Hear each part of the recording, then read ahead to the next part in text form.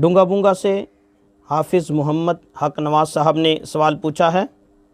لکھتے ہیں مفتی صاحب ہمارا سوال یہ ہے کہ اگر کوئی شخص مسجد میں نماز پڑھنے جائے اور مسجد میں جماعت ہو رہی ہو، اگلی صف میں کھڑے ہونے کی جگہ نہ ہو، تو کیا یہ اکیلا پچھلی صف میں کھڑا ہو کر نماز نہیں پڑھ سکتا؟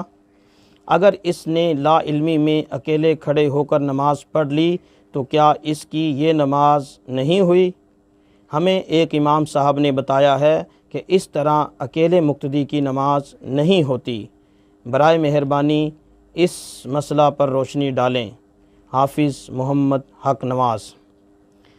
جی میرے محترم بھائی، ایسی کوئی بات نہیں ہے کہ پچھلی صف میں کھڑا ہو کر اگر کوئی نماز پڑھے تو اس کی نماز نہیں ہوگی، نہ ہونے کی بات نہیں، البتہ فقہا نے اس کو ناپسند کیا ہے۔ پچھلی صف میں اگر اکیلا شخص آ کے کھڑا ہو تو اس کو ناپسند کیا، جسے مکروہ تنزیہی کہتے ہیں، ناپسندیدہ عمل ہے، اس کا یہ عمل اچھا نہیں، اس کو یہ اختیار نہیں کرنا چاہیے۔ اسے چاہیے کہ کسی اور کا انتظار کر لے، یا پھر اگلی صف پہ کوئی ایسا بندہ کھڑا ہو جو مسئلے کو سمجھتا ہو، اس کو کھینچ کر پیچھے کر لے۔ لیکن ایسا نہ ہو کہ اگلی صف میں کھڑا ہونے والا جو شخص ہے وہ مسئلے سے ناواقف ہو، جیسے عام طور پر آج کل مسائل سے ناواقفی تو ہوتی ہی ہے، آپ اس کو پیچھے کریں اور وہ اپنی نماز خراب کر لے، ایسا نہ ہو۔ اگر وہ اپنی نماز خراب نہیں کرے گا، آپ کو یقین ہے، امید ہے کہ وہ اپنی نماز خراب نہیں کرے گا، تو مناسب ہے کہ اگلی صف سے ایک بندہ آپ پیچھے کر لیں۔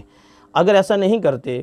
یا آپ کو اندیشہ ہے کہ میں اس کو پیچھے کروں گا تو وہ اپنی نماز خراب کر لے گا، اور پیچھے کوئی نیا بندہ بھی آنے والا نہیں، کوئی وضو خانے پہ وضو نہیں کر رہا، کوئی امید بھی نہیں کہ جلدی آ جائے گا، اگر آپ کسی اور بندے کا انتظار کریں گے تو رکعت نکل جائے گی، اگر ایسی صورت ہے تو پھر تنہا کھڑے ہونے میں حرج نہیں۔ اس میں ایسی کوئی بات نہیں کہ نماز ہی نہ ہوگی۔ جس امام صاحب نے آپ کو یہ مسئلہ بتایا ہے، امام صاحب نے مسئلہ غلط بتایا ہے، امام صاحب کو اس بات کا نہیں پتہ، امام صاحب مسائل سے ناواقف ہیں۔ میں پہلے بھی اپنی کئی ویڈیوز میں یہ بات عرض کر چکا ہوں کہ ہمارے معاشرے میں غلط مسائل پھیلنے کی ایک بڑی وجہ یہ نیم ملا لوگ بھی ہیں، جن بیچاروں کو مسائل کا نہیں پتہ ہوتا، اور جب کبھی ان سے کوئی مسئلہ پوچھتا ہے تو وہ بے دھڑک مسئلہ بتا دیتے ہیں، اور بتاتے بھی غلط ہیں۔ تو ایسے لوگوں سے پھر وہ چونکہ اگلے بندے کی عقیدت ہوتی ہے، وہ اس کو ایسے اس مسئلے کو لیتا ہے جیسے کہ نص وارد ہو گئی، اور پھر وہ اس کی تبلیغ بھی کرتا ہے کہ ہمارے امام صاحب نے کہہ دیا جی کہ مسئلہ یوں ہے لہٰذا یوں ہے، اور اس طرح غلط مسائل رواج پا جاتے ہیں، غلط مسائل پھیل جاتے ہیں۔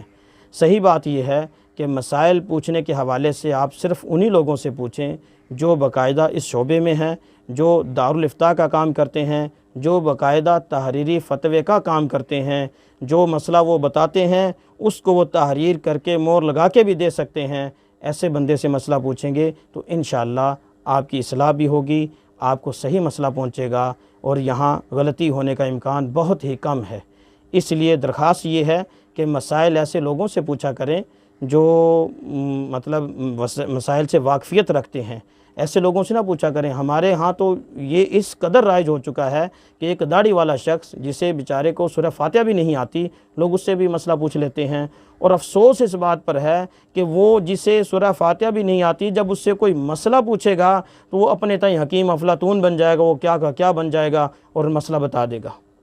یعنی بات یہ یہاں تک پہنچی ہوئی ہے کہ ہمارے معاشرے میں آپ اگر کسی ایک داڑھی والی سے مسئلہ پوچھ لیں جس کو سورہ فاتحہ بھی نہ آتی ہو، آپ اس سے پیچیدہ سے پیچیدہ مسئلہ پوچھ لیں، آپ کو وہ یہ نہیں کہے گا کہ مجھے اس مسئلے کا علم نہیں، مجھے نہیں آتا، بلکہ کچھ نہ کچھ وہ ضرور گھڑ دے گا۔ تو اس لیے وہ سننے والا بھی اس کو اس پر اعتماد کرے گا، اور وہ لے لے گا اور اس کو اس کی ترویج کرے گا۔ تو اس طرح غلط مسائل پھیل جاتے ہیں۔ میری دست بستہ درخواست ہے کہ اس طرح مسائل نہ پوچھا کریں، مسائل صرف ان لوگوں سے پوچھا کریں جو باقاعدہ اس شعبے میں ہیں، اس شعبے کا کام کر رہے ہیں، جو مسئلہ بتا رہے ہیں وہ اس پر مہر لگا کر فتویٰ بھی دے سکتے ہیں۔ تو ایسے لوگوں سے مسائل پوچھیں گے تو انشاءاللہ دین حق کی صحیح تبلیغ ہوگی، اور آپ تک صحیح علم پہنچے گا، جس میں آپ کی دنیا بھی سنورے گی، آخرت بھی سنورے گی، اور لوگوں تک صحیح بات پہنچے گی۔